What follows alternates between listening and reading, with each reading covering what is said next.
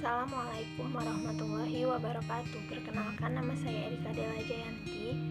Baiklah, saya akan membahas tentang klasifikasi bunyi bahasa.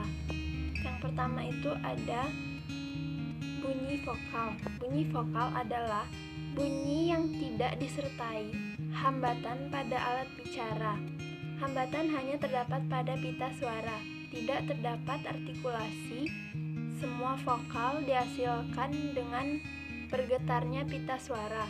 Dengan demikian, semua vokal adalah bunyi suara. Contohnya, vokal I diucapkan dengan meninggikan lidah depan setinggi mungkin. Seterusnya, vokal A diucapkan dengan merendahkan lidah depan serendah mungkin.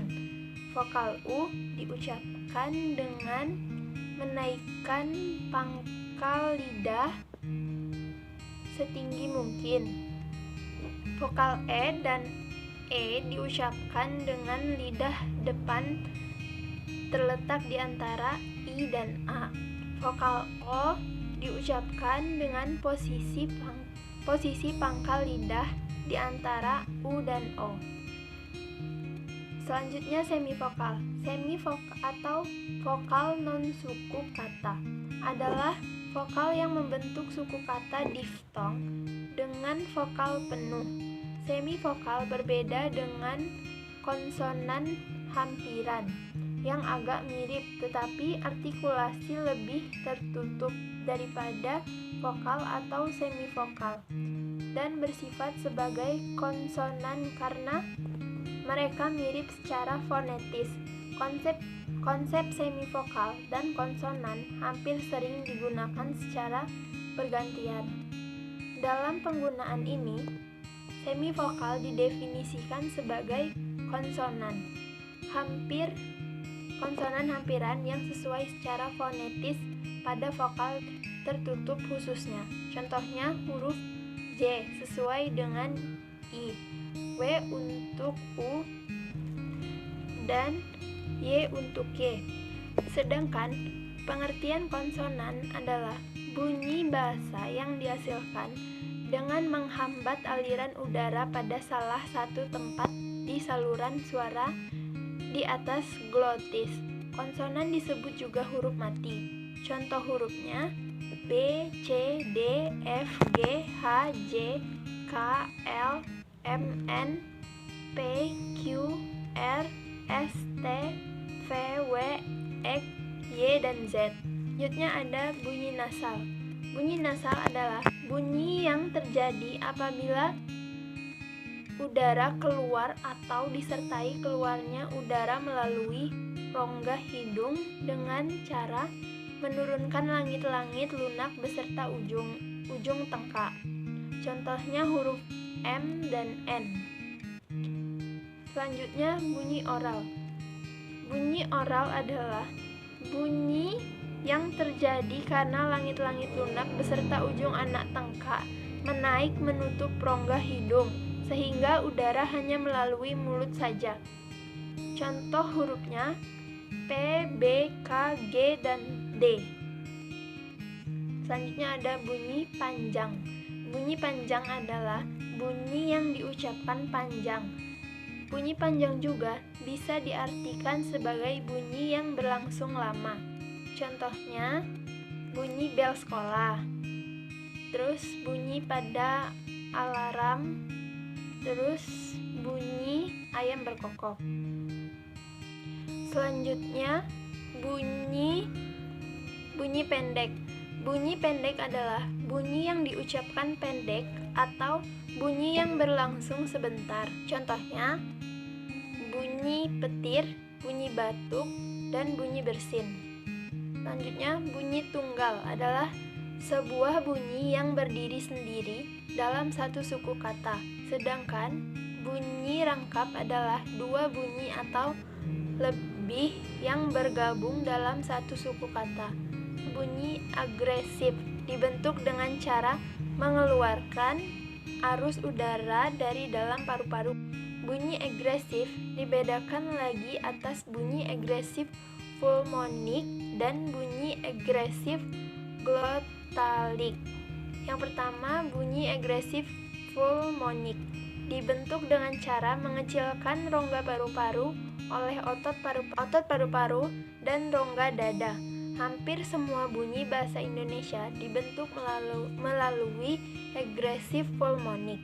Yang kedua, bunyi agresif glottalic. Dibentuk dengan cara merapatkan pita suara sehingga glotis dalam keadaan tertutup sama sekali.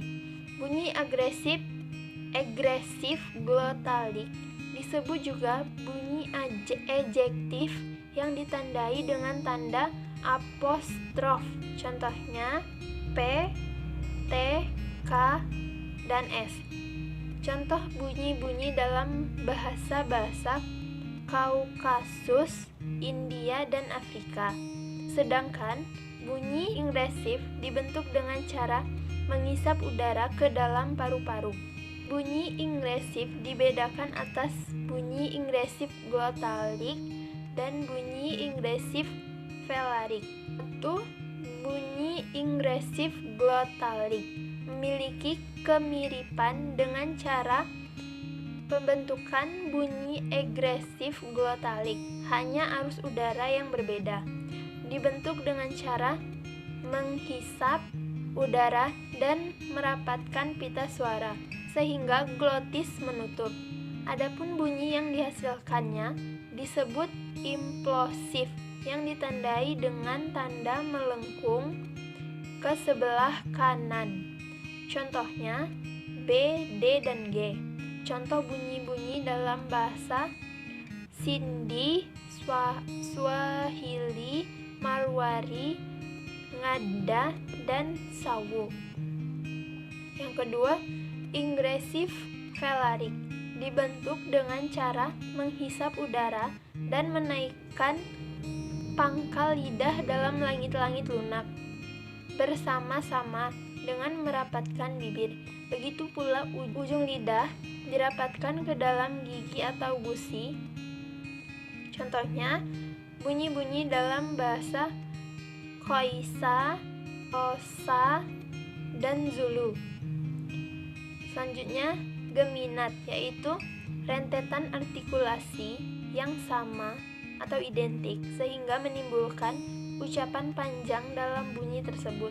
Contohnya Allah dan Assalamualaikum. Adapun yang disebut homorgan, yaitu bunyi bahasa yang terbentuk oleh alat dan daerah artikulasi yang sama. Contohnya konsonan alveolar T, D, dan N. Konsonan bilabial P, B, dan M. Konsonan palatal C, J, dan N. Selanjutnya, segmental. Segmental adalah fonem yang bisa dibagi. Contohnya, ketika kita mengucapkan bahasa, maka nomina yang dibunyikan tersebut bisa dibagi menjadi 3 suku kata, yaitu ba, ha, dan sa. Sedangkan bunyi suprasegmental merupakan bunyi yang menyertai bunyi segmental, antara lain berupa tekanan, nada, dan intonasi. Bunyi suprasegmental disebut juga fonem sekunder.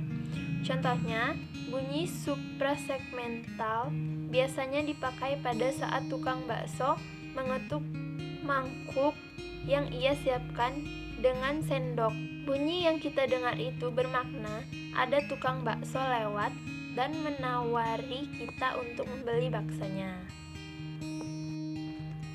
Sekian presentasi dari saya, dan apabila ada tutur kata yang kurang berkenan di hati Anda, mohon untuk dimaafkan. Selamat siang. Wassalamualaikum warahmatullahi wabarakatuh.